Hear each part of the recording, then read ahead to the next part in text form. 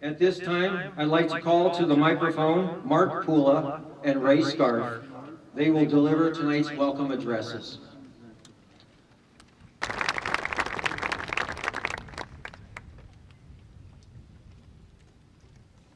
Well, good evening. And on behalf of the Otsego High School class of 2011, I would like to welcome you to the 138th annual graduation ceremony tonight.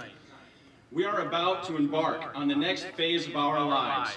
Tonight commemorates that transition, whether it be entering directly into the workplace, going into the military, or pursuing higher education.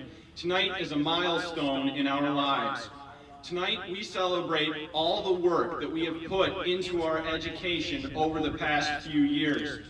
Though it is the students receiving the diplomas, it should not go without mention all the help and encouragement that we have received from friends, parents, family members, and teachers. Without the continual support of them, this wouldn't be possible, and I would like to take this opportunity to thank them. Yes. It's strange to think how much we've changed over the course of 4 years. We entered as kids and we're now leaving as adults. It's almost overwhelming to think of all that we have in store for us. I know I find myself getting anxious at the thought of going out into the world, and I would like to share a verse with you that I find comforting. Jeremiah 29 verse 11 says, "For I know the plans I have for you, declares the Lord, plans to prosper you and not to harm you, plans to give you hope and a future." No matter where we may travel next, I hope each one of us uses our God-given gifts to impact the world in which we live. And now, as Mr. Spock said, live long and prosper.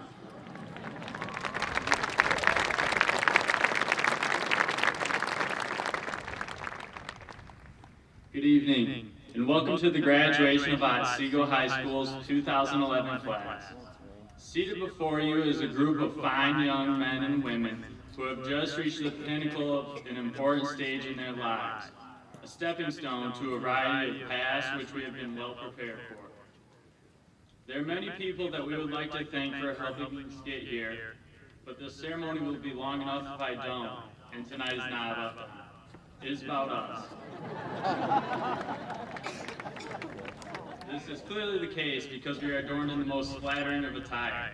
The tradition of loose-fitting gowns, dangling ornaments, and square caps has lasted for ages, every year making scholars look foolish. That is why I encourage my fellow classmates to take a stand by removing their caps and casting them into the air. Later on in the ceremony, of course.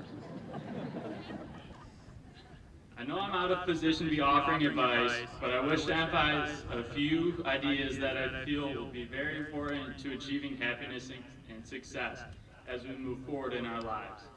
Although time waits for no man, never lose your youthful spirit or forget the essence from which we have emerged. This is a point from which we can never return, so take the lessons you have learned and try to make the best of any situation. If you do this, it will assist you with my final piece of advice, which is to sit back and reminisce, but not to regret. Make your accomplishments and triumphant moments in life forever infinite. Again, welcome, and thank you for joining us on this memorable night.